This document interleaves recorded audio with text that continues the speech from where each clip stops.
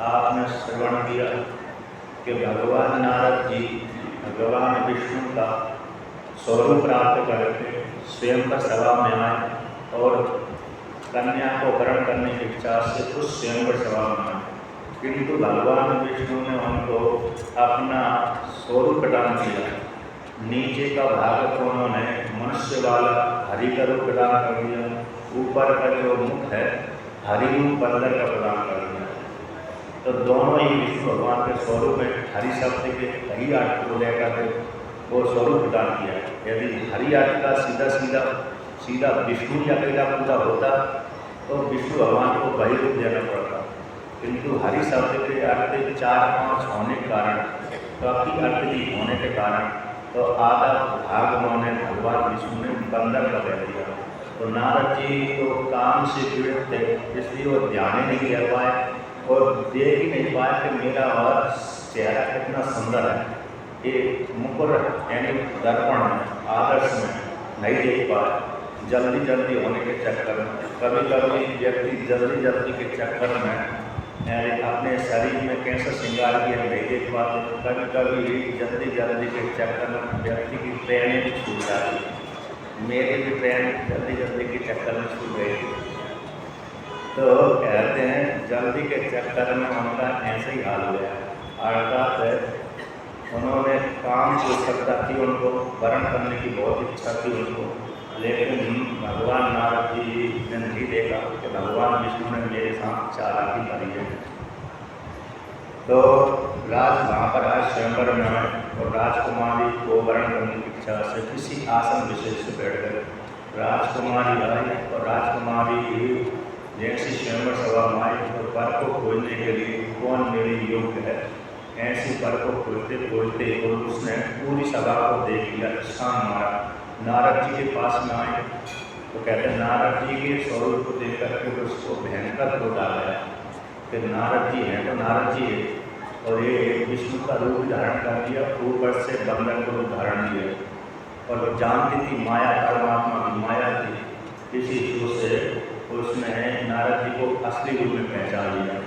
किंतु सभा में उसने नहीं बोला कि नारद जी है, मर्यादा को लेकर तो वहाँ से मुड़ करके दूसरे वर को खोजने लगे। आता उसका जो अभिष्ट वर है, भगवान विष्णु अभिष्ट वर है, उसको खोजने लगे। उसने किसी राजकुमार राजा के गले में भी मार नहीं डाली, क्योंकि उसकी परमात्मा की माया थी। तो बाद में देखा भगवान विष्णु अभी तक नहीं आए तो इंतजार करने लगे, प्रतीक्षा करने लगे।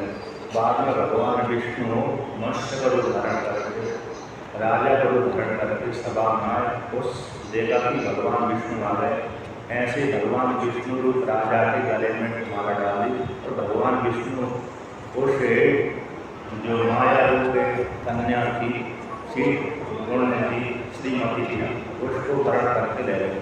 अब जब नारद जी ने देखा कि मेरे तो जिस प्रयोजन को लेकर के आया था तो प्रयोजन मेरा समाप्त हो गया, आता पूरा नहीं हो पाया, तो उदासीन हो गए। उसी काल में शिव जी के 2 गण थे, उन्होंने उसको बदला दिया कि तुम्हारा मुख तो बंदर का है, नीचे का विष्णु का रूप है, तो तुम अपना मुख को देखो। तो थोड़ा उपेक्षा, थोड़ा चढ़ा दिया था नारद भगवान को। तो नारद जी भगवान ने देखा कि मेरा मुख बंदर का है। ऐसा सुनते ही उनको वहाँ पर खराब लगा और दूसरा दर्पण के पास में गए, आदर्श के पास में गए, आदर्श को उठाया, आदर्श में अपना मुख देखा। तो जैसे ही मुख देखा तो उसने देखा बंदर का मेरा मुख है, भयंकर क्रोध आ गया। फिर क्रोध आने के पश्चात उन्होंने कहा कि अभी भगवान विष्णु को दंड दूंगा, किंतु दंड देने से पहले जिन शिव जी के गणों ने उनको चढ़ाया था, उनकी मजाक उड़ाई थी, उसको श्राप दे दिया, तुम जाओ, तुमने ब्राह्मण का अपमान किया है, इसी हेतु से तुमको अगला जन्म में ब्राह्मण योनि में राक्षस प्रवृत्ति पैदा हो मिले। तो वही शिव जी के 2 गण रावण और कुंभकर्ण बनेंगे। जब भगवान नारद जी जब मेरे श्राप देकर के विष्णु लोग चले गए तो विष्णु भगवान ने देखा कि नारद जी आए, तो विष्णु भगवान को देख कर के भयंकर क्रोधित हो गए। तो क्रोधित होने के पश्चात उल्टा सीधा कहने लगे तो वहाँ पर उन्होंने देखा कि विष्णु भगवान ही जिस कन्या को मैं वरण करना चाहता था कि विष्णु भगवान स्वयं उस कन्या को ले आए और अपने गले में माला इससे डलवा दी। तो मेरे साथ धोखा किया इन्होंने। ऐसा जान करके भगवान नारद जी ने भगवान विष्णु को बुरा बोला था। और फिर बाद में कहने लगे, भगवान नारद जी भगवान विष्णु से कहते हैं, कपट आदि के विषय में मना कर दिया कि तुम कपटी हो, ऐसे हो, चालाक हो, ऐसे हो। और भी कहते हैं, अध्यापि निर्भय स्वामी संगम न आपसरस्विना विलामे लक्ष्य से विष्णु फलम स्वकृत कर्मणा। भगवान नारद जी विष्णु भगवान से कहते हैं, जब उनका पूरा कार्य नहीं हुआ, विष्णु भगवान से कहते हैं कि हे विष्णु, अभी तक तुमको किसी तेजस्वी के साथ वाला नहीं पड़ा, परम स्वतंत्र ने सिर पर पूरी। अभी तुम स्वतंत्र होकर के अपना कार्य करते हो, किंतु तुम्हारे पर शासन करने वाले अभी सामने नहीं हुआ। तो अभी तक तुम्हारे पास में कोई ऐसा तेजस्वी नहीं आया जिसके द्वारा तुम शासित हो, अगर उससे अभी आओ। आज तुमको तेजस्वी के साथ पाला पड़ा हुआ है। आज मैं तुमको सिखाता हूँ किस प्रकार से शासन किया जाता है, किस प्रकार से दूसरे का अपमान किया जाता है। अभी तक तो तुम स्वतंत्र होकर के दूसरे को परेशान करते रहते थे, आज मैं तुम्हारे कर्मों का फल चकाता हूँ। लक्ष्य इदानी लक्ष्य विष्णु फल। हे विष्णु, आज तुम अपने कुकर्म का फल मेरे से प्राप्त करो। ऐसा भगवान नारद जी ने भगवान विष्णु को क्रोध से होकर बोला। ऐसा बोल करके भगवान नारद जी ने साप लेने के लिए उद्यत हो गए। भगवान शिव जी की माया से मोहित करके अपने ब्राह्मण देश को प्रकाशन करते हुए, क्योंकि श्रुति जो ईश्वर का भजन करता है, सत्य बोलता है, तो सत्य बोलने के प्रभाव से उसकी वाणी उसी प्रकार से कार्य करती है। एक श्लोक आता है, लौकिका नाम ही साधुना अट्टम बात अनुवर्तते ऋषिणाम पुनराद्यानाम वाचो अट्टम धावती। एक श्लोक है कि लौकिक व्यक्ति की जो वाणी है, सामान्य स्त्री पुरुषों की जो वाणी होती है, वह विषय के पीछे पीछे चलती है। जैसा विषय होगा, ये यहाँ पर घड़ी लगी है तो आपको घड़ी बोलना पड़ेगा, घड़ी को आप दूसरी प्रकार से नहीं बोल सकते। पंखा चल रहा है, इसको पंखा ही बोलना पड़ेगा। पंखा के साथ दूसरा नहीं, कूलर नहीं बोल सकते, अन्य नहीं बोल सकते। पुरुष है तो उसको पुरुष ही बोल सकते हैं, स्त्री है तो उसको स्त्री बोल सकते हैं, घट है तो घट ही बोल सकते हैं। इस सामान्य व्यक्ति की वाणी उस विषय के पीछे पीछे धारण करती है, किंतु ऋषियों की वाणी, योगी की वाणी ऐसे नहीं होती। योगी के वाणी के पीछे विषय धारण करता है।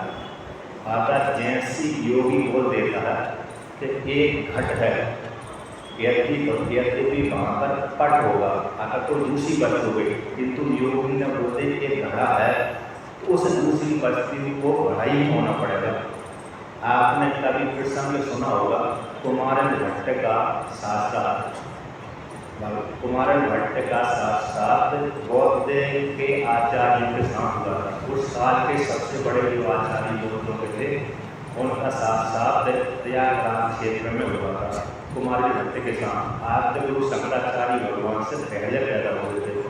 उन्होंने धर्म का प्रचार किया था, बौद्धों का मत है उन्होंने सबसे पहले खंडन किया था। फिर वहीं से बौद्धों का ह्रास चालू हो गया।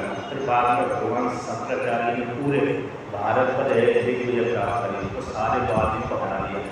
तो वहाँ पर बौद्धों के आचार्य एक पक्ष में थे, एक पक्ष में कुमारन भट्ट सनातन धर्म का प्रचार करने वाले दूसरे थे। तो दोनों में शास्त्र हुआ। तो राजा से कहते थे, एक कहता था राजा के सामने शास्त्र हो रहा था, तो राजा से कहते थे कुमारन भट्ट ने कहा हमारा स्वर्ग है, ऐसा वैदिक मत है, वेद में वर्णन है कि स्वर्ग है। किंतु नास्तिक मत जो बौद्ध मत है, वो कहते थे वेद नाम की कोई मतलब स्वर्ग नाम की कोई वस्तु नहीं है। ऐसा बौद्धों का मत है, जो है सामने ही है। सामने भी है वो भी मिथ्या है, ऐसा वर्णन करते हैं। अब एक कहता स्वर्ग है, एक कहता स्वर्ग नहीं है, ऐसा बौद्धों में और सनातन धर्म में साकार हुआ। तो राजा ने कहा महाराज हम तो जो सामने देखा उसी को मानते हैं, हमको क्या मालूम कि स्वर्ग है कि नहीं है, हम तो पहले प्रतीक्षा करवाएं, परीक्षण करेंगे, जो परीक्षा में पास हो जाएगा उसी के मत को हम स्वीकार करेंगे। यदि भी राजा बौद्ध को अनुयायी था, बौद्ध मत को उसने स्वीकार कर लिया था। तो उसने कहा ठीक है, आप हमारी परीक्षा ले लीजिए, जो परीक्षा में पास होगा उसको दूसरे व्यक्ति, दूसरे वाले हारने वाले व्यक्ति को वो मत मानना पड़ेगा, स्वीकार करना पड़ेगा। यदि मत नहीं मानता है तो आत्महत्या करना पड़ेगा। ये शर्त वहाँ पर लगी थी, जो हारेगा दूसरे का या तो मत स्वीकार करे अथवा आत्महत्या करे। ऐसा यदि मत स्वीकार कर लिया तो उस पक्ष का हो गया, और मत स्वीकार नहीं किया तो आत्महत्या करनी पड़ेगी वहाँ पर, ऐसा नियम लगा। तो एक राजा ने दोनों को परीक्षा करने के लिए एक राजसभा के बीच में ही यहाँ पर साथ चल रहा था, वहाँ पर एक कटोरी टोकरा मंगाया, उसमें एक सर्प को रख दिया और दोनों को जानकारी दी कि इसके भीतर मैंने टोकरे के भीतर सर्प रखा हुआ है। अगले दिन साथ हुआ तो राजा ने दोनों को पूजा करने के पश्चात पूछा, बता तुम दोनों कहते थे एक कहता स्वर्ग है, एक कहता स्वर्ग नहीं है, तो मैंने एक टोकरी रखी, इस टोकरी के भीतर क्या रखा है ये तुम देख करके बताओ। तो सबसे पहले बौद्धों के आचार्यों से पूछा उसने, तो बौद्धों के आचार्यों ने ध्यान लगाया, तो ध्यान लगा कर देख लिया इसके भीतर सर्प है। पहले साधना सही करते थे, बिना साधना के कोई दूसरे बना ही नहीं सकता था। तो बौद्धों के आचार्य ने बोल दिया ईश्वर से इसके भीतर सर्प है। तो सर्प देख करके राजा से कही, राजन जिसके भीतर इसे कटोरी के भीतर सर्प रखा है। तो राजा को बड़ी प्रसन्नता हो गई, क्योंकि राजा बौद्धों का लगा। अब इसके पश्चात इनसे पूछा, तुम्हारे बेटे से जो वैदिक धर्म को मानने वाले थे उनसे पूछा, देख तुम्हारे बेटे तुम बताओ इसमें क्या है। तो कुमारी भट्ट ने ध्यान लगाया और ध्यान लगाकर देखा कि इसके भीतर सर्प है। तो कुमारी भट्ट ने विचार किया कि यदि मैं सर्प बोल देता हूँ कि सर्प है तो राजा कहे तुमने नकल कर दिया, तो फिर मेरी कोई विशेषता नहीं हुई, जीत नहीं हुई, तो परिवर्तन मेरे को करना चाहिए। ऐसा सोच करके उन्होंने अपने संकल्प को ईश्वर के संकल्प के द्वारा एक करने मिला दिया, क्योंकि ईश्वर के संकल्प से ही वो सर्प उत्पन्न हुआ था। इन जीवात्मा को कर्मों का फल भुगताने के लिए ईश्वर ने उसको सर्प योनि दी, ईश्वर के संकल्प से उत्पन्न हुआ। तो कुमारी भट्ट ने अपने संकल्प को ईश्वर के साथ संकल्प मिला, संकल्प के साथ एक करके ईश्वर में बैठ करके उस सर्प के स्थान पर उन्होंने फूल की माला की कल्पना कर दी। जो सर्प था वहाँ पर फूल की माला की कल्पना कर दी। अब जिस जैसे किया कि ये सर्प फूल बन जाए, ऐसे बोल दिया कुमारी भट्ट ने ध्यान के माध्यम से, तो वो सर्प फूल की माला बन गई। फिर वो ध्यान से नीचे उतर गया, ध्यान से नीचे उतरने के पश्चात पुनः फिर ध्यान लगाया, फिर देखा कि सर्प पे माला बना कर नहीं बना, देखा सर्प की माला बन गया।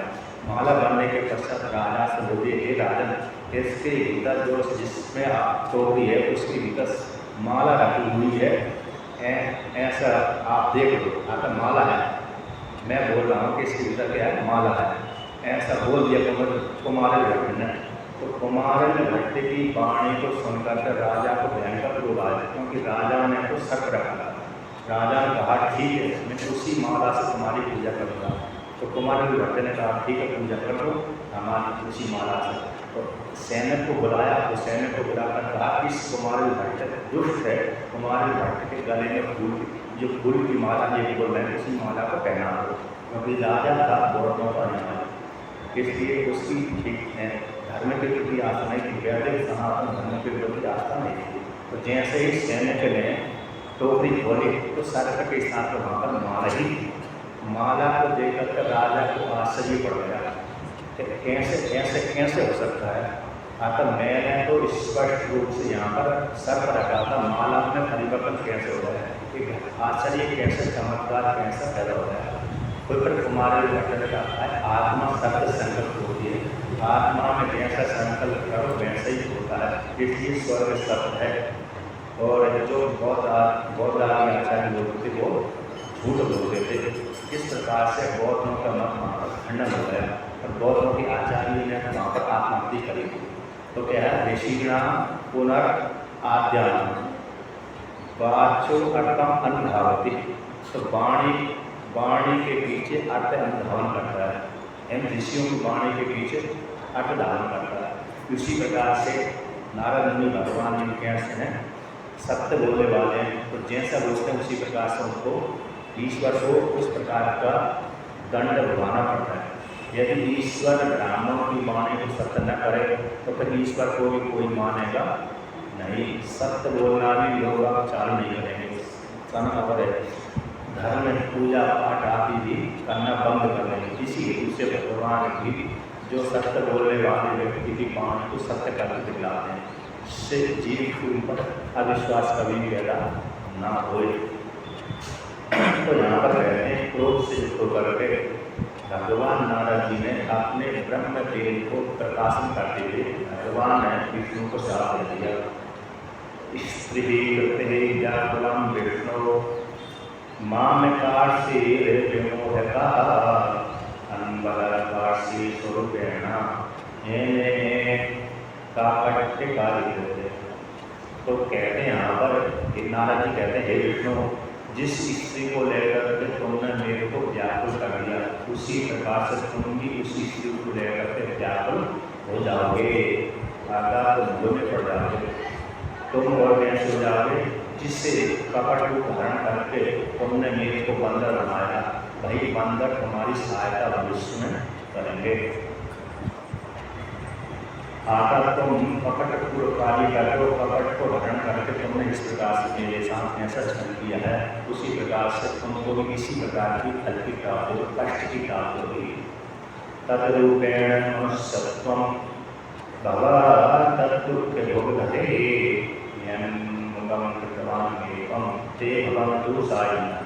तुमने मनुष्य का रूप धारण करके जिस स्त्री को वर्ण करने के लिए मैं जा रहा था, तुमने धारण कर लिया, उसी प्रकार के मनुष्य का रूप धारण तुम भविष्य में करोगे। और मनुष्य का रूप धारण करके तुम आनंदित नहीं होगे, बल्कि दुख भोगोगे, वहाँ पर डालोगे। तो जिससे मुख को तुमने मेरे प्रदान किया है, उसी मुख को धारण करने वाले जीवात्मा तुम्हारी सहायता करेंगे। आकर बंदर त्रेता युग में सारे बंदरों ने ही राम जी की सहायता करी थी। तुम स्त्री वियोजम दुखम लवस्वा पर दुखदा मनुष्य गति को प्राय भव अज्ञान विमोहिता। और तुम मत्स्य लोक में रह करके कहते हैं, स्त्री के वियोग से जन्म दुख को जो दूसरे को तुम दुख देने वाले हो, तुमने मेरे को कष्ट दिया है, दुख दिया है, इसी चीज से तुम भी स्त्री से जन्म दुख को भोगोगे। और कहते हैं मनुष्य गति वाले हो जाओ। जैसे मनुष्य अज्ञान से युक्त होते हैं, ज्ञानी सभी मनुष्य ज्ञान नहीं होते, ब्रह्म ज्ञान से युक्त नहीं होते, लौकिक ज्ञान से तो मनुष्य संपन्न होते हैं। हमको क्या करना चाहिए, क्या नहीं करना चाहिए, ये हर स्त्री को जानता है, अपने अच्छे बुरे के विषय में स्त्री को जानते।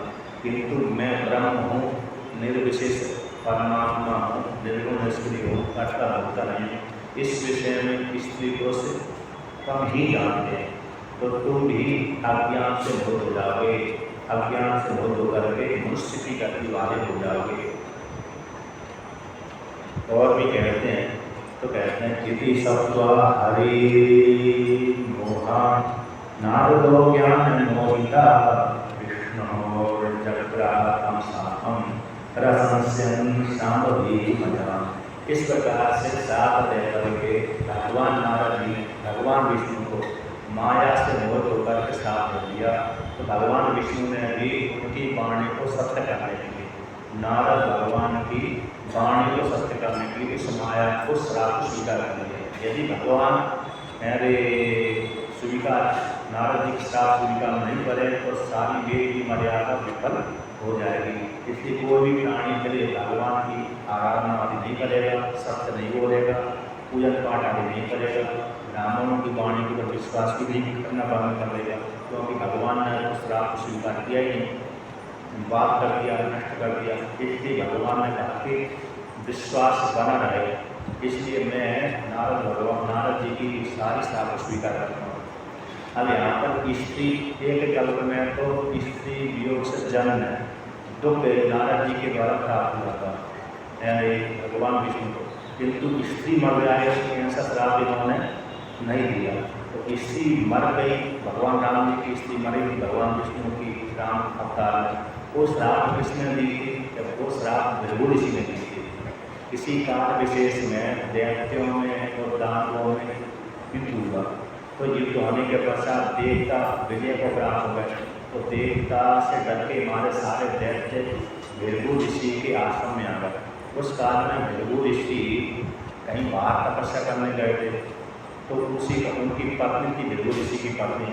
तो उनसे सारे दैत्य बोलने लगे, हे माता, हम तुम्हारी संतान है, हमको अभय प्रदान करें, हम तुम्हारी शरण में आए। तो भृगु ऋषि ने अतिथि जान करके शरणागत जान करके उन सारे दैत्यों को शरण ले लिया। अब भगवान विष्णु उस काल में देवताओं से युद्ध कर रहे थे, देवताओं पक्ष से। भगवान विष्णु और सारे देवता मिलकर के भृगु ऋषि के आश्रम में आ गए। और भृगु ऋषि की पत्नी उस काल में थी, तो भृगु ऋषि की पत्नी से बोले कि इधर राक्षस छुपे हुए हैं, दैत्य छुपे हुए हैं, उनको बाहर भेजो, हम उनको मारना चाहते हैं, वो शत्रु हैं हमारे। तो इन्होंने भृगु ऋषि की पत्नी ने कहा कि मेरे शरणागत हैं, मैं इनको तुम्हारे हाथ में नहीं छोड़ सकती। ऐसा उन्होंने भगवान विष्णु से देवताओं से बोल दिया।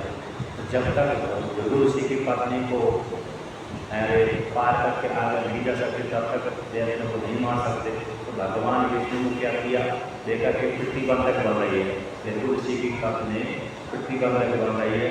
तो प्रतिबंधक को हटाने के लिए भगवान विष्णु ने सुदर्शन चक्र उठाया, सीधा छोड़ दिया भृगु ऋषि की पत्नी को और गला काट दिया। सुदर्शन चक्र अमोघ है, तुरंत ही भगवान विष्णु के पेड़ होते ही सुदर्शन चक्र ने भगवान ने भृगु ऋषि की पत्नी को मार दिया, काट दिया, गला काट दिया। और गला काटने के पश्चात बचे हुए राक्षस थे, उन सारे राक्षसों को भगवान विष्णु ने देवताओं ने मार दिया। इसके पश्चात जैसा ही भृगु ऋषि को मालूम पड़ा कि भगवान विष्णु ने मेरी पत्नी को मार दिया, आकर मेरे को विधुर बना दिया, बिना पत्नी के अब मैं कर्म नहीं कर सकता, इसलिए दुखी हो गए भगवान भृगु। तो भगवान विष्णु को श्राप दे दिया, जिस प्रकार से तुमने मेरी पत्नी को मार दिया, विधुर बना दिया, उसी प्रकार से तुम भी अपनी पत्नी को मतलब विधुर बनाओगे। भविष्य काल में तुम भी मनुष्य योनि में जन्म लेकर तुम भी विधुर संज्ञा तुमको प्राप्त होगी, आकर तुम्हारी पत्नी भी मर जाएगी। तो वही राम भगवान विष्णु ने राम रूप में भृगु ऋषि की साप को स्वीकार करके वो प्रतिपादन किया, अनुमोदन किया। अतः उनको सीता को पहले से मानना पड़ा, नहीं यदि श्राप नहीं देते भगवान भृगु ऋषि, ऐसा तो सीता नहीं हो सकते। भगवान राम के काल तक जीवित रहती, लेकिन अलग रहती, लेकिन जीवित बनी रहती, किंतु भगवान भृगु ऋषि के श्राप को सिद्ध करने के लिए सीता जी को पहले ही जाना पड़ा। और फिर भगवान राम जी ने 11,000 वर्ष तक बिना पत्नी के ही राज किया।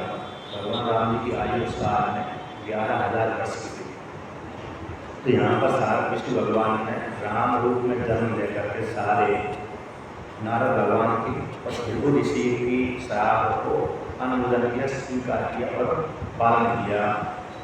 जैसे भगवान विष्णु ने नारद जी को श्राप स्वीकार करके अपनी माया खींची, उसी समय नारद जी को मोह समाप्त हो गया।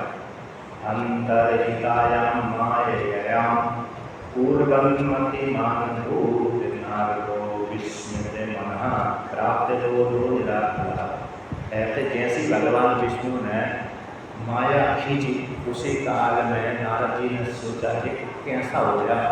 पूर्व की स्मृति थी, उनकी सात्विक की स्मृति थी, जो उनके मन में काम वासना थी, वो सारी समाप्त ही हुई उसी काल में, और पुनः शुद्ध मन हो गया उनका, शांत मन हो गया। तो शांत मन होते ही नारद जी को बड़ा आश्चर्य हुआ, ये कैसे हो गया। फिर सारी चिंता उनकी समाप्त हो गई। और मैं जिस स्त्री को देख रहा था वो स्त्री भी यहाँ पर नहीं है, जो नगर आदि जिसको मैंने देख के आता वो भी समाप्त हो गए, ये कैसे घटना घट गई। तब मैंने भगवान नारद शिव विष्णु भगवान को श्राप भी दे दिया इत्यादि, वो पश्चाताप करने लगे। और पश्चाताप करने के पश्चात भगवान विष्णु के दोनों चरणों में गिर गए और क्षमा मांगने लगे, कि हे भगवान विष्णु, मेरे को क्षमा करिए, मैं अज्ञान पूर्वक आपको श्राप दे दिया। इस प्रकार से क्षमा याचना मांगी। मैं बड़ा दुष्ट बुद्धि वाला हूँ, सुबुद्धि वाला हूँ, मुँह से होकर के मैंने आपके प्रति न जाने न कहने योग्य बातों को बोल दिया, इसलिए मेरे को आप दंड आदि प्रदान करिए। इस प्रकार से मैंने व्यक्ति आपको श्राप दे दिया, जबकि कुछ भी नहीं हुआ, न राजकुमारी थी न नगर का, किंतु क्या कारण मेरे इस प्रकार से हुए और काम वासना के लिए हुए इत्यादि। तो भगवान विष्णु ने कहा कि हे नारद जी, तुम खेद मत करो। अपने चरणों में पड़े हुए नारद जी को उठाया, गले लगाया, सांत्वना दी। सांत्वना देने के भगवान विष्णु कहते हैं, न खेदम कुरुवे भक्तस्य भक्तिर्वरस्त्वं न प्रशंसया शृणुता प्रवक्ष्यामि श्रुतं तव निश्चयात्। भगवान विष्णु कहते हैं कि हे नारद जी, तुम मेरे भक्तों में सबसे श्रेष्ठ भक्त हो। भगवान नारद जी विष्णु भगवान के जितने भी बड़े भक्त हैं, उनके भक्तों में सबसे श्रेष्ठ भक्त नारद जी, क्योंकि नारद जी ने अपना माता पिता भाई बंधु सब भगवान विष्णु को ही बनाया है। जैसे जो कोई भी भक्त है उसने ऐसा बोल दिया कि हे भगवान, आपके सिवा मेरा दूसरा कोई है ही नहीं, तो भगवान का भय भक्त सबसे बड़ा भक्त हो जाता है। एक वाल्मीकि रामायण में आई है, वाक्य है, सकृदेव प्रपन्नाय तवास्मि च याचते अभिहं सर्वभूतेभ्यो ददामि एतं व्रतम्। ये वाल्मीकि रामायण का श्लोक है। तो वाल्मीकि रामायण में भगवान राम जी ने प्रत्यक्ष कर दिया।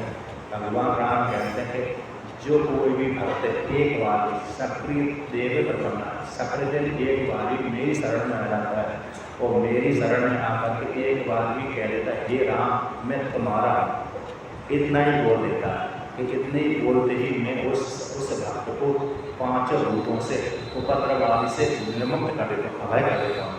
अभी हम सब भूते जो सारे भूतों से मैं उसको अभय प्रदान कर देता हूँ। ददामि एकम व्रतम, ये मेरा व्रत है, संकल्प है, आधा प्रतिज्ञा है, जिनसे प्रतिज्ञा करते हैं कि इसके बिना मैं रह नहीं सकता, ऐसी कोई इस स्वभाव को छोड़ करके मैं रह नहीं सकता, ये मेरी प्रतिज्ञा है। जैसे बहुत से व्यक्ति कहते हैं मैं शत्रुओं को मारे बिना रह नहीं सकता, लेकिन राजा की प्रतिज्ञा होती है कि जो कोई भी मेरे राज में गलत कार्य करेगा उसको मैं मृत्यु दंड दूंगा, ये मेरी प्रतिज्ञा है। ऐसे प्रतिज्ञा उसी प्रकार से राम जी की प्रतिज्ञा है कि मैं अपने भक्त को सारे भूतों से अभय प्रदान कर देता हूँ। जो जीवात्मा जो भक्त कह देता है हे राम मैं तुम्हारा हूँ, इतना बोलते, इतना बोलने का तात्पर्य है कि भगवान के भजन को करता है, चाहे स्त्री हो चाहे पुरुष हो।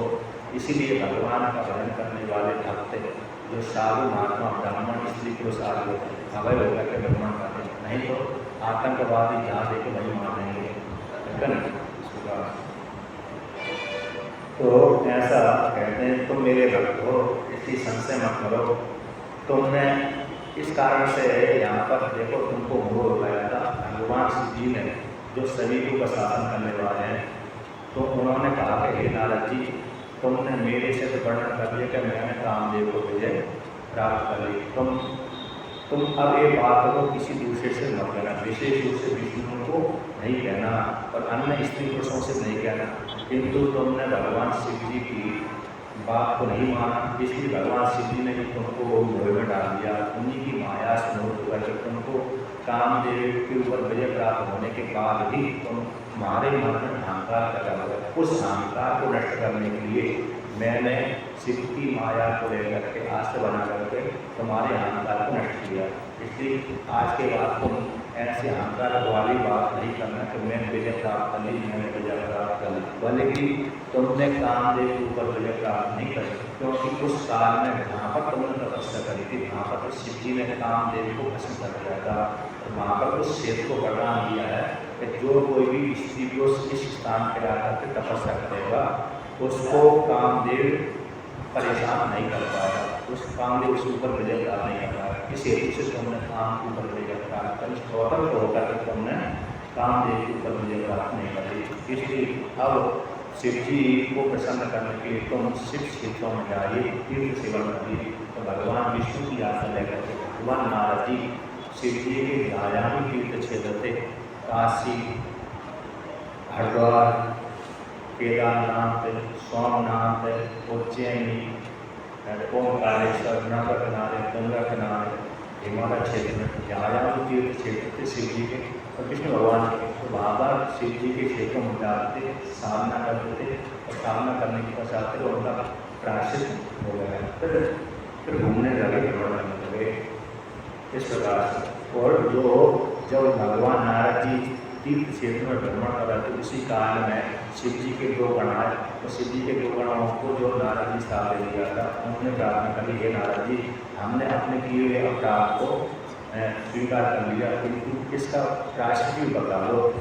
तो नारद जी ने कहा कि मेरी वाणी की झूठी नहीं हो सकती, तुमको निश्चित रूप से राक्षस योनि में जन्म लेना पड़ेगा, किंतु राक्षस योनि में जन्म लेने के पश्चात भी वहाँ पर तुम कैसे शिव जी की भक्ति करोगे, सबसे श्रेष्ठ होगे, तुमको धन संपत्ति ऐश्वर्य आदि शक्ति प्राप्त होगी, तुम्हारी ख्याति प्राप्त होगी। बाद में शिव जी के ही दूसरा रूप भगवान विष्णु के हाथ से तुम मृत्यु प्राप्त होगे। तो मृत्यु को प्राप्त होगा तो तुम्हारा पुनः जो शिव गण था, पुनः शिव गण की प्राप्ति पुनः हो जाएगी। ऐसा वरदान प्राप्त हमारी नारद जी भगवान ने शिव जी के गण को दे दिया और प्रायश्चित भी बता दिया।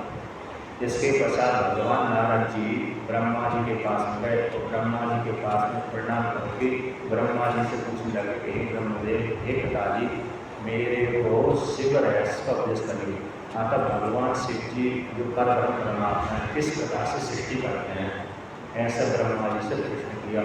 तो नारद जी की प्रश्न सुनकर के भगवान ब्रह्मा जी शिव जी की सृष्टि का वर्णन करते हैं। आखिर निर्गुण निराकार परमात्मा महाप्रलय के बाद कैसे सृष्टि करता है और उसका प्रतिपादन यहाँ पर करते हैं, उसी को लेकर कहते हैं। शिव दत्तम मया नैव विष्णुना अपि यथा तथा ज्ञातं च परमं रूपम् अद्भुतं च परिणमः। कहते हैं जो शिव तत्व है, ना तो मेरे द्वारा यथार्थ रूप से जाना जाता है, ना ही विष्णु भगवान के द्वारा। ऐसे जो शिव जी का रहस्य है, उस रहस्य को मैं हे पुत्र तुम्हारे लिए कहता हूँ, जो कैसा है, सारे पुण्यों को देने वाला है और ज्ञान को प्रदान करने वाला है। कि भगवान शिव जी जो परम परमात्मा है, कैसे महाप्रलय के बाद सृष्टि करते हैं, उसको लेकर करते हैं। जैसे महाप्रलय 4 प्रकार के प्रलय होते हैं, नित्य प्रलय, नैमित्तिक प्रलय, प्राकृतिक प्रलय और आत्यांतिक प्रलय। ये 4 प्रलय होते हैं। नित्य प्रलय आप प्रतिदिन करते हो, जैसे हम दिन भर कार्य करते हैं तो वो सृष्टि हमारी हो। स्वप्न में कार्य करते हैं, भोग होते हैं, दिन भर सोच वाले कार्य करके भोग होते हैं। स्वप्न में जाते हैं जो जागृत के भोग से बचते, स्वप्न में जाकर सृष्टि करते हैं, भोग होते हैं, सुख वाले भोग होते हैं। जागृत के भोगों को भोगने के लिए बचे हुए भोग भोगने के स्वप्न जाते हैं, वहाँ पर होते हैं। तो सुसुप्ति में आनंद का भोग होते हैं, तो वहाँ पर सुसुप्ति में जाती जागृत की सृष्टि, स्वप्न की सृष्टि समाप्त हो जाती है। फिर व्यक्ति जब उठता है तो नई सृष्टि करता है, तो नई सृष्टि जागृत में आती नई सृष्टि करता है, सुसुप्ति में जाती सारी सृष्टि का समाप्त कर देता है। इसलिए जीवात्मा प्रतिदिन सृष्टि करता संगा करता है, ये नित्य प्रलय हो जाता है। नैमित्तिक प्रलय ब्रह्मा जी की एक दिन में, ब्रह्मा जी का एक दिन होता है सतयुग, त्रेतायुग, द्वापरयुग और कलयुग। ये चारों युग एक 1000 बार घूमते हैं, तब ब्रह्मा जी का एक दिन पूरा होता है। उतनी बड़ी रात, उस काल में पृथ्वी लोक के प्राणी, अंतरिक्ष लोक के प्राणी और स्वर्ग लोक के प्राणी मर जाते हैं। तो उस काल में ब्रह्मा जी फिर सो जाते हैं, इन प्राणी को मार करते। ऊपर के लोग हैं स्वर्ग लोक के ऊपर के, महा जना तप सत्यम, इन ऊपर के लोग ब्रह्म लोक में जाते हैं, वहाँ पर गहरी निद्राम बोल सो जाते हैं। जैसे हम लोग सुसुप्ति में जाकर सो जाते हैं रात को, उसी प्रकार से वो भी ब्रह्मा जी की रात को बोल सो जाते हैं। तो ब्रह्मा जी के दिन को निमित्त बना करके जो पुण्य होते हैं उसको नैमित्तिक पुण्य बोलते हैं। उस कारण प्रति लोक के प्राणी मर जाते हैं, अन्य ब्रह्म लोक के प्राणी बचे रहते हैं। ये होगा नैमित्तिक पुण्य। अब आप प्राकृतिक भूतों को प्रलय, तो भूतों को प्रलय मतलब पृथ्वी, जल, तेज, वायु, आकाश, ये पांचों का प्रलय हो जाना, मतलब ब्रह्मा जी का विनाश हो जाना, ब्रह्मा जी के शरीर का नाश होना। ब्रह्मा जी की चेतन आत्मा का विनाश नहीं होता, ब्रह्मा जी के शरीर का नाश होना और पंच भूतों के द्वारा उत्पन्न होने वाला जो लिंग के शरीर होता है, जिसको सूक्ष्म शरीर बोलते हैं। 5 ज्ञानेंद्रिय, 5 कर्मेंद्रिय, पंच प्राण, अंतःकरण, इन सभी को मिला करके 17 अथवा 19 इनको मिलाकर के सूक्ष्म शरीर अथवा लिंग शरीर होता है, जिसका भी नाश हो जाता है महाकल्याण। तो ब्रह्मा जी का जब नाश मृत्यु हो जाती है, भूतों का 5 भूतों का नाश हो जाता है, उसको महाकल्याण होते हैं। और एक होता है आत्यांतिक प्रलय, कहते हैं आत्यांतिक प्रलय में तो जब तक ज्ञान के द्वारा नाश होता है, जिसको ज्ञान होगा उसी का मोक्ष होगा, जिसको ज्ञान नहीं होगा उसको जन्म होता ही रहेगा। कहते हैं महाकल्याण में भी तो सारे प्राणियों के 5 भूत नष्ट होते ही लिंग शरीर नष्ट हो जाता है, तो फिर उसका जन्म तो नहीं होना चाहिए, मुक्त हो जाना चाहिए कि नहीं, उसके जीवात्मा के जो वाले संस्कार बने रहते हैं, वह जीवात्मा ईश्वर में जाकर लीन हो जाता है। अगली जब सृष्टि होती है, भाई ईश्वर लिंग शरीर का निर्माण करके उस जीवात्मा में जो सुख वाले कर्म दिए थे, तो अगला जन्म उसको एक होना वाला था, उसी लिंग शरीर देगा फिर ईश्वर उसी जीवात्मा को उस योनि प्रदान कर देता है। तो फिर बाद में सृष्टि चलती रहती है। तो ज्ञान के द्वारा ही मात्र मोक्ष जीवात्मा को प्राप्त होता है। इस 4 प्रकार के प्रलय होते हैं। तो महाप्रलय हुआ, तो महाप्रलय के बाद परमात्मा सृष्टि कैसे करता है उसको वर्णन करते हैं। महाप्रलय काले च नष्टेष्टावत् जंगमे आसीतमोमयं सर्वं अनर्थेन कारकम्। कहते हैं जब महाप्रलय हो जाता है उस काल में स्थावर जगत नष्ट हो जाता है, जंगम जगत नष्ट हो जाता है, 5 भूत ही समाप्त हो जाते हैं। उस काल में ना कुछ चंद्रमा रहता है, न सूर्य रहता है, न ग्रह रहते, न तारा रहते, न नक्षत्र रहते, न दिन होती है, न रात्रि होती है, न गर्मी जल वायु से आकाश आदि कुछ नहीं होता। यानी सूक्ष्म आकाश रहता है, ब्रह्म रहता है, ब्रह्मभूत आकाश रहता है, बाकी ये भौतिक आकाश नहीं है। जो हम जो दिख रहे हैं, चल रहे हैं, खाली जगह है, आकाश रहने वाले जो भौतिक आकाश ये नहीं रहता, बल्कि इससे भिन्न जो सूक्ष्म आकाश है, मतलब परमात्मा रूप आकाश है, वो रहता है। उस काल में कहते हैं जब महाप्रलय के बाद में अदृष्ट आदि कुछ भी नहीं रहते, पापण कुछ नहीं रहते, सब स्पर्श रूप रस गंध कुछ भी नहीं रहते। अब इसके पश्चात ब्रह्म कहते हैं ब्रह्मा जी कहाँ चले जाते हैं महाप्रलय? ब्रह्मा जी विष्णु में लीन हो जाते हैं। विष्णु किस में लीन हो जाते हैं? विष्णु रुद्र में लीन हो जाते हैं। रुद्र किस में लीन हो जाते हैं? कि परम शिव में लीन हो जाता है। परम शिव किस में लीन होता है? कि निर्विशेष उसका जो स्वरूप है उसमें लीन हो जाता है।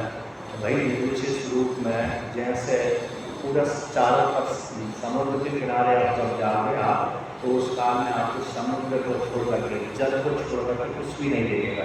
ऐसा ही जन्म रूप अपने आप में स्थिति बना रहता है। उस काल में कुछ भी दिन रात आदि कुछ भी मान अपना पराया कुछ होता ही नहीं है। एक को छोड़कर दूसरा कुछ होता ही नहीं है। उसकी जो परमात्मा की माया शक्ति भी उसी में अंतर्भूत रहती है। जैसे अग्नि में जलाने वाली शक्ति, धात्ता नाम शक्ति उसी अग्नि में अंतर्भूत रहती है। उसी प्रकार से ब्रह्म की जो शक्ति माया है वह भी उसी में ब्रह्म में लीन होती है। तो वह ब्रह्म की शक्ति को वेदांत में तो सत असत, न सत्य सत्य में असत्य कहते हैं, न सत असत्य कहते हैं। सब इसलिए नहीं कहते, सब इसलिए नहीं कहते कि वह ज्ञान के द्वारा बात हो जाती है। असत इसलिए नहीं कहते कि उसका कार्य हमको दिखता है, तो वह तो होती नहीं है। कैसी है उस माया? अनवचनीय है, जिसका निर्वचन ठीक प्रकार से नहीं कर सकते, उसको उस वस्तु को अनवचनीय बोलते हैं। ऐसे मृगमंशिका का जब भीषण गर्मी में आप अरे सूर्य की किरणों के माध्यम से जमीन के ऊपर जल दिखता है, सूर्य की किरणों में भ्रांति हो जाती है कि यहाँ पर जल है कि नहीं है। लेकिन लोग मृग को उस सूर्य की किरणों में दूसरा खेत में जो सूर्य की किरणें पड़ती हैं उसके माध्यम से वो वहाँ पर जल की भ्रांति होकर के जल पीने के लिए मृग दौड़ पड़ता है। संयोग बस उसको कभी किसी कारण से झील मिल जाती है, पानी मिल जाता, नहीं तो प्यास के मारे वो मर ही जाता है। तो एक को अनिर्वचनीय कहलाता है। तो मतलब जो जिसका ठीक प्रकार से निर्वचन न किया जाए उसको अनिर्वचनीय कहते हैं। ऐसी जो माया शक्ति उसी को आश्रय करके रहती है। तो जब मेरे विशेष ब्रह्म अकेला ही बना रहता है, इसके पश्चात फिर अगले दिन जब महाप्रलय के बाद उसकी इच्छा होती है तो मैं सृष्टि करूँ, तो कैसे वो उत्पन्न होगा, क्योंकि उसका अपना शरीर है, न इंद्रिय है, न कुछ भी है, तो इच्छा कैसे होगी, है ना। निर्विशेष में कोई इच्छा नहीं हो सकती। किंतु देखिए उदाहरण एक आता है, आप गहरी सुसुप्ति में सो जाते हैं, रात को सो जाते हैं, और सोने से पहले आप एक संकल्प करके सोते हैं कि मेरे को अगले दिन वो काम करने के लिए वहाँ पर जाना है, इसलिए मेरे को प्रातःकाल ब्रह्म मुहूर्त में उठना है। ऐसा संकल्प करके सो जाते हैं, सोते हैं आप प्रतिदिन सोते हैं, तो उसी संकल्प आप सत्य संकल्प के अनुसार, तो जैसे ही आपको ब्रह्म मुहूर्त समय आएगा, ब्रह्म मुहूर्त को जो समय आएगा, अपने आप ही दूसरे के जगह बिना ही स्त्री हो या तो पुरुष हो अपने आप ही उठ जाता है, वहाँ पर जगाने की जरूरत नहीं पड़ती। जो बिना संकल्प करके सोता है उसके लिए अलार्म मतलब घंटी आदि लगाना पड़ती है, किंतु जो संकल्प करके सोता है तो उसको घंटी की जरूरत नहीं पड़ती, अपने आप ही उस काल में ब्रह्म मुहूर्त में उठेगा। एक सेकंड आगे पीछे हो सकता है, मतलब नहीं होता। ब्रह्म मुहूर्त जैसे चालू हुआ उसी समय अपने आप में उसकी खुल जाएगा। उसी प्रकार से परमात्मा से महाबल्य करता है, महाबल्य के पश्चात करने के पश्चात संकल्प करता है कि जितने काल तक मैंने सृष्टि कर ली थी उतने काल तक अब मैं महाबल्य में सोता ही रहूँगा, फिर उतना काल व्यतीत होती अपने आप में प्रकट हो जाऊँगा, अर्थात सृष्टि करूँगा। ऐसा संकल्प करके पुनः महाबल्य करके सो जाता है, तो महाबल्य करके सो जाता, सो करके जैसे होता है उस ब्रह्म मेरे विशेष ब्रह्म में हम की कल्पना होती है। योग वासिष्ठ नाम का ग्रंथ सुना होगा आपने, तो वहाँ पर योग वासिष्ठ का तो वशिष्ठ भगवान जी राम जी को उपदेश करते हैं कि जब ब्रह्म सृष्टि करता है तो सबसे पहले उस ब्रह्म में हम की सूचना होती है, तो हम ऐसा सुनते ही वो माया को स्वीकार कर लेता है, तो माया को स्वीकार करके उसी का नाम हो जाता है सबल ब्रह्म। तो सबल ब्रह्म होकर वही सबल ब्रह्म फिर अपनी माया शक्ति को स्वतंत्र करके अपने शरीर से एक स्त्री को निकाल करके उसकी माया वो माया पार्वती हो अथवा दूसरा संज्ञा हो जाए, उसका नाम प्रकृति भी कहते हैं, राम भी कहते हैं, सत्य भी कहते हैं, पार्वती भी कहते हैं, और अविद्या माया आदि भी कहते हैं। इसके पर्यायवाचक उसको लेकर के सृजन करता है। तो यहाँ पर भी कहते हैं पहले परमात्मा जब महाप्रलय में तो वह तत्सत ब्रह्म एक ब्रह्म ही अलग रहता है, जब अगले दिन वह सृष्टि करता है तो सृष्टि करने के काल में तो कहते हैं अपनी माया को स्वीकार कर लेता है। तो माया सृष्टि करने से पहले जिस महाप्रलय अवस्था में कैसा रहता है उसको श्रुतियाँ कहती हैं, अर्थात वेद यहाँ पर कहता है ऐसा वो परमात्मा है। परमात्मा का स्वरूप ऐसा है कि महाप्रलय काल में निर्गुण रूप में परमात्मा कैसे था, जिस काल में सृष्टि नहीं होती उस काल में वह परमात्मा किस स्वरूप वाला है, अर्थात हमारा स्वरूप उस काल में कैसा है, उसको वेद और प्राण बना करते हैं। तो कहते हैं अमन हो गोचरम वाचा विषयम न कदाचन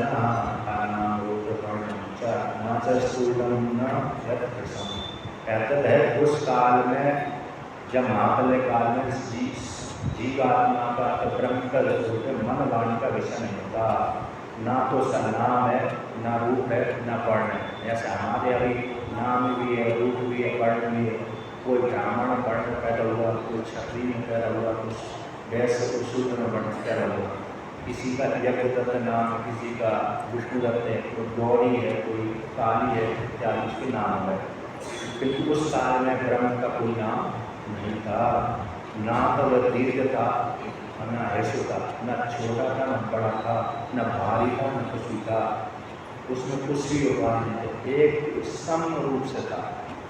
कहते हैं उस परमात्मा को श्रुति वेद भी भयभीत होकर के निषेध मुख से प्रतिपादन करता है। आता कैसे करता है, नेति नेति आत्मा के द्वारा, ये आत्मा नहीं है, ये आत्मा नहीं है, ये आत्मा नहीं, इस प्रकार से वेद डरते डरते प्रतिपादन करता है, अंधा व्यक्ति से कहता है। आपने कभी देखा होगा, अनुभव किया होगा, हर स्त्री ने अनुभव किया होगा, जिसका विवाह हुआ हो उस स्त्री ने, जैसे पहली बार जिसका विवाह होगा कि नव बहू अपनी ससुराल में जाती है, उस ससुराल में जैसे ही गई उस साल में नव बहू कितने भयभीत होकर के ससुर के पति का जो सास पति के जो माता पिता हैं उसके सामने किस प्रकार से भयभीत होकर के विवाह करती है 2-4 दिन तक, तो कहते हैं बाद में बात खुलती है तब निकट होती है, जब तक नहीं खुलती है तब तक तो डर करके विवाह करती है। कहीं मेरे कारण मेरी सास को परेशान होगा, मेरे कारण कहीं मेरे शिक्षक को परेशान होगा, मेरे कारण मेरे पति के संबंधित जो रिश्तेदार हैं उनको परेशानी होगा। इसको मन में रख करके भयभीत होकर समझ में चलती है, कहीं मेरी चाल से दूसरे को परेशानी नहीं होगा। जैसे छत पर चलेंगे तो पैर को पटक करके चलेंगे तो नीचे बहुत आवाज़ आए, खट खट खट खट की आवाज़ आए, तो उस कारण है नववधू। तो नववधू जो स्त्री है तो धीरे से पैर जमाते हुए चलती, जैसे बिल्ली आराम से चलती नहीं चलती, उसी प्रकार से चलती है। एक लौकिक उदाहरण है, आपने अनुभव किया होगा, है कि नहीं? उसी प्रकार से श्रुति भी डरते डरते परमात्मा के स्वरूप को कराती है। कहीं मेरे से गलती परमात्मा का लक्षण न बन जाए, परमात्मा तो ऐसा है तो मैं दूसरे प्रकार से बता दूँ, तो इसके डर के मार कहती ये आत्मा नहीं है, ये आत्मा नहीं है, ये आत्मा नहीं है। तो उन्होंने सबका निषेध करते करते जो शेष है ये आत्मा है। अब इसमें कोई विरोध ही नहीं होगा। निषेध शेषो जयता शेष, ये भागवत का श्लोक है, गजेंद्र मोक्ष सुखाख्यान में आता है। सबका निषेध करते करते जो शेष है वही कौन है? मेरी मेरी आत्मा, ये प्रेरण किस होती है, छांदो किस होती है, अन्य किस होती है। अब दूसरी प्रकार से त्यागो किस होती है, उसमें ब्रह्म का लक्षण करते हैं इस श्लोक के माध्यम। सत्यम ज्ञानमनंतम च परहनंतम परम अज्ञेयम अनाधारम अविकारम अनागति। ये श्लोक है, यहाँ पर आया है तो तैतृय उपनिषद में श्रुति आती, उसी को यहाँ पर व्याख्यान किया उपनिषद के पुराण के माध्यम से। श्रुति तैतृय की श्रुति है सत्यम ज्ञानम अनंतम ब्रह्म, ये श्रुति तैतृय उपनिषद की है। व्याकरण की श्रुति आती है सत्यम ज्ञानम आनंदम ब्रह्म, ये व्याकरण की श्रुति है। तो परमात्मा सत्यम तीनों कालों में जो रहता है उसको सत्य बोलते हैं। तीनों कालों में जिसका बाल हो, आपका तीनों कालों में कभी भी बाल नहीं होता। आप बालक में भी आप ही थे, जवानी में भी आप ही थे, अब जो बूढ़ा हो गया वो वर्तमान काल में आप ही है, भविष्य में भी आप रहेंगे। तो तीनों कालों में आपका बाल नहीं होगा, बल्कि ये शरीर जो दिख रहा है इसमें परिवर्तन होगा। क्योंकि बालकपन में 1 हाथ 2 हाथ थे, जवानी में थोड़े बढ़कर 4 हाथ 5 हाथ का हो गया। तो शरीर में तो विकृति हो गई, विकार रास वृद्धि हो गई, किंतु आप मैं जवानी में बालकपन में इस नाम वाला था, जवानी में भी उस नाम वाला हूँ, बुढ़ापे में भी मैं उस नाम वाला हूँ। जो हूँ बना है मैं हूँ, और जो हूँ बना सत्ता का वाचक है। अगर मेरा अस्तित्व इस सत्ता का भाव नहीं होता, बल्कि आपके नाम का भाव हो सकता है। मेरा नाम बालापन में दूसरा नाम पाते थे लोग, किंतु जवानी में दूसरा नाम पुकारा लगे, वृद्धावस्था में तीसरा ही नाम पुकारा लगे, नाम का परिवर्तन हो गया। किंतु मैं बालापन में नहीं था, जवानी में भी नहीं था, बुढ़ापे में हूँ, ऐसी बात नहीं होती वहाँ पर। अगर मैं बालापन में भी था तो वहाँ पर ठापना तो है, जवानी में भी था मैं तो बुढ़ापे में हूँ। पंचदशी में एक श्लोक आता है और योग वासिष्ठ में आता है, यम आत्मा परानंदा पर प्रेमास्पदमिता माना भूमि भूयासम इति प्रेमात्मनि इच्छते। ये श्लोक आता है जो आत्मा है, ये आत्मा परानंद है जो हमारी आत्मा है। हम सभी प्राणियों के हृदय भाव में निवास करने वाली जो आत्मा है वह आनंद स्वरूप है, वह पर प्रेमास्पद है। वो कहते हैं मेरा अस्तित्व न रहे ऐसी बात नहीं, अतः मेरा कभी भी अभाव न रहे, हमेशा मैं बना रहूँ, अपनी सत्ता का नाश कोई भी नहीं चाहता। जैसे जो आत्महत्या करता है, आत्महत्या करने वाला भी स्त्री हो चाहे पुरुष हो, तो वह भी अपनी सत्ता का अभाव नहीं करना चाहती, ना करना चाहता है ना चाहती है। वो मात्र अपने दुख को छुटकारा मिटाने के लिए मात्र ही आत्महत्या करता है अथवा करती है। तो इसी कष्ट के कारण मेरे को बहुत परेशान हो रही, ये शरीर छूट जाएगा तो अगला शरीर जो अच्छा प्राप्त होगा, वहाँ पर सुख प्राप्त होगा। इस उद्देश्य से उसके मन में ऐसी आत्महत्या की कल्पना होती है। किंतु वह भी व्यक्ति अपने आप को नहीं चाहता कि मेरा अस्तित्व समाप्त हो जाए, वो कहते हैं बना ही रहो। जैसे आपने देखा होगा, सुना होगा, किसी व्यक्ति ने भोर के कारण अथवा किसी के कारण आत्महत्या कर ली, जहर खा लिया। जहर खाने के पश्चात जब उसके मन में तड़पण आती है तो कहते हैं बचाओ बचाओ बचाओ, पुकारता ही है वो। जैसे किसी ने जानबूझ करके अपने शरीर में आग लगा दी भोर के कारण, फिर भी जब कहता है, जब उसको दर्द होता है तो कहता है बचाओ बचाओ बचाओ, पुकारता है, किंतु संयोगवश मर ही जाता है। तो इस प्रकार से तो अपनी सत्ता का भान हमेशा बना रहता है, अपनी सत्ता का कोई नाश करना नहीं चाहता। जैसे लोग उदाहरण आता है, जिस किसी कमरे में आग लग गई, आपकी पत्नी भी पास में सो रही है, पति भी पास में सो रहा है, बच्चे भी पास हो रहा है, माता भी पास हो रही, पिता भी पास हो रहा है, तो जो सबसे पहले नींद खुलेगी कोई उठकर भागेगा, है क्या नहीं? वो नहीं देखेगा मेरी पत्नी मर रही है, अथवा पिताजी मर रहा है, जल रहा है, पुत्र जल रहा है, पुत्री जल रही है, लेकिन वो कहेगा सबसे पहले मैं भागूंगा, बाहर भागूंगा। तो बाहर भागने के पश्चात फिर राग से एक होकर के कहता है हाय मेरी पत्नी मारी जा रही है, मेरा पति मारा जा रहा है, पिता मारा रहा है, तो राग से एक होकर के बचाने के लिए बाहर से भीतर आएगा। लेकिन पहले तो होकर के स्वयं भागता है। एक जगह तो मैं ही ऐसा कर लिया, किसी महात्मा किसी स्वामी की सेवा था, तो एक वो था यंत्र जिसमें गर्म ली जाती हीटर, और उसमें अचानक आग लगी, तो अचानक आग लगी तो मैं डर के मारे सीधा मैं तो कमरे से बाहर ही निकल गया। तो वहाँ पर जो पास में सो रहे थे स्वामी जी, मेरे से बोलने लगे तू तो मेरे को मारने वाला है, क्योंकि मैं वो पास में भाग नहीं व्रत थे, तो मैं तो भाग गया। तो बाद में थोड़ा होश आया, थोड़ा मेरे को लौट करके आया, सुस्त बन गई। लेकिन अचानक तो मेरे मन में ऐसी कल्पना लगी भागो यहाँ से। तो व्यक्ति अपनी आत्मा को सबसे ज़्यादा चाहता है, ना तो पुरुष अपनी स्त्री को चाहता है, न पत्नी को चाहता है, न पति को चाहता है, न अन्य को चाहता है। एक छांदोग्य में आता है, श्लोक है, न पत्यु कामाय पति प्रिय भक्ति, आत्मनष्ट कामाय पति प्रिय भक्ति, न पत्नी कामाय पति प्रिय भक्ति, आत्मनष्ट कामाय पति प्रिय भक्ति। पत्नी पति माता पिता भाई बंधु पुरुषों में सखी श्रुति आती है कि पत्नी कभी भी अपने पति से प्रेम नहीं करती। तो कहते लोग में देखते हैं कि पत्नी बहुत पति से प्रेम करती है कि नहीं करती हो, तो अपनी कामना की इच्छा पूर्ति के लिए पत्नी पति से प्रेम करती है।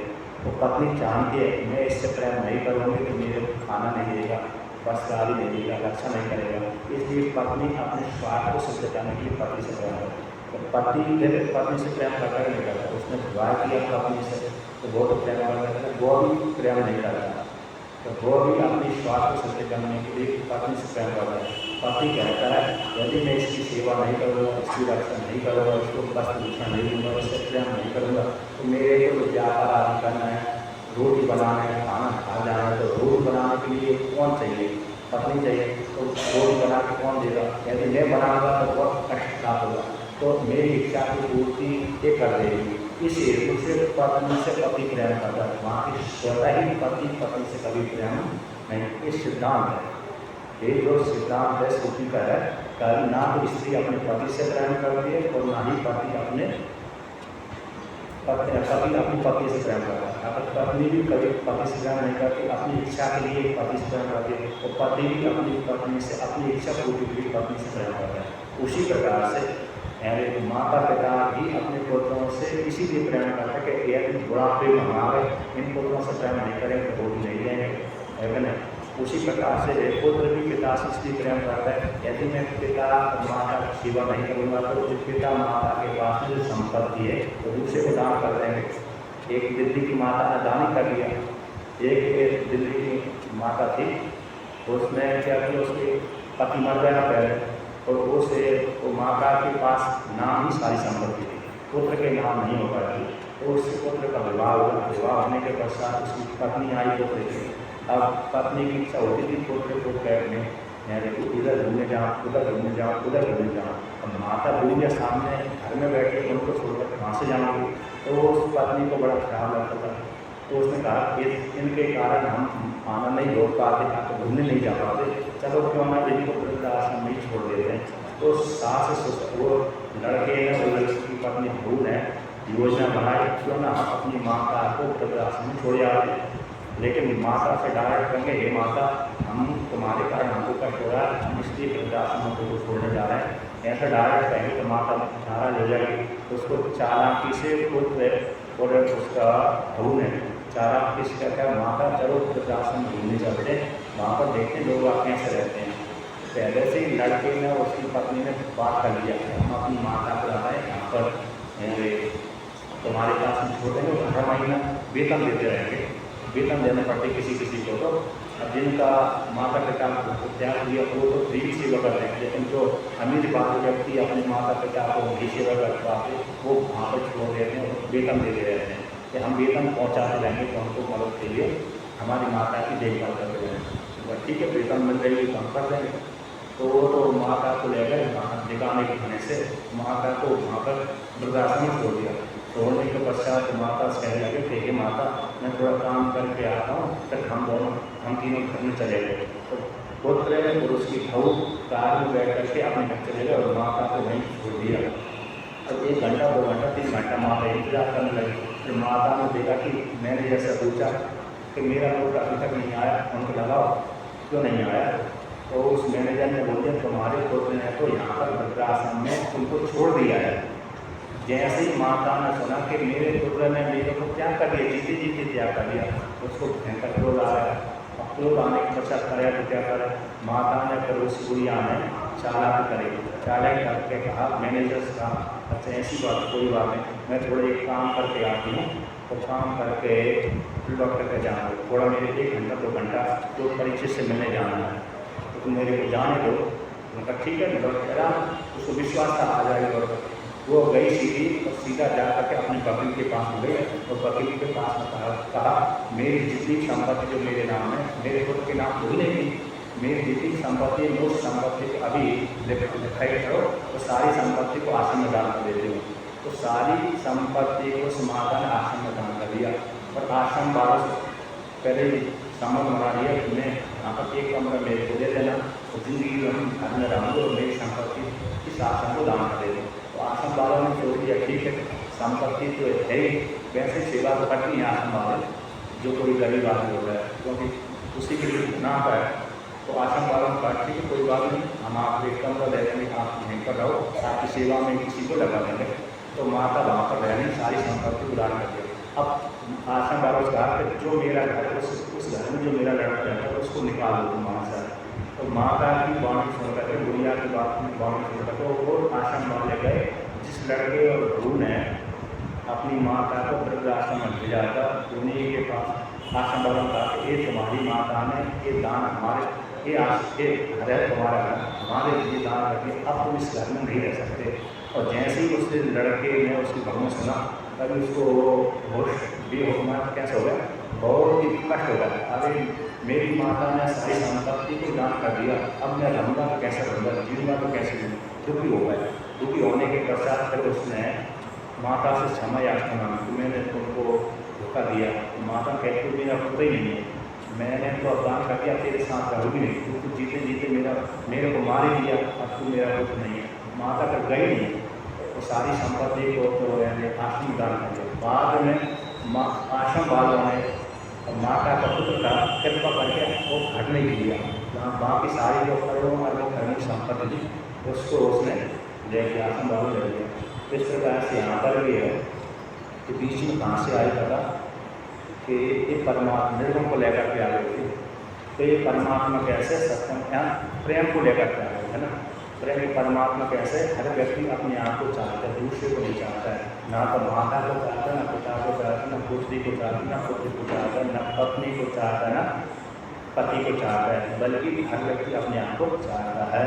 ये परमात्मा कैसे सत्स्वरूप, ज्ञान स्वरूप, अनंत स्वरूप है, चित्त स्वरूप है और अनंत व्यापक है, आनंद स्वरूप है। ऐसा परमात्मा महाप्रलय में अपना महाप्रलय में ऐसा रहता है और अपना हमारा जो स्वरूप है हर स्त्री का हर पुरुष का एक स्वरूप है, सत्स्वरूप, ज्ञान स्वरूप, आनंद स्वरूप है।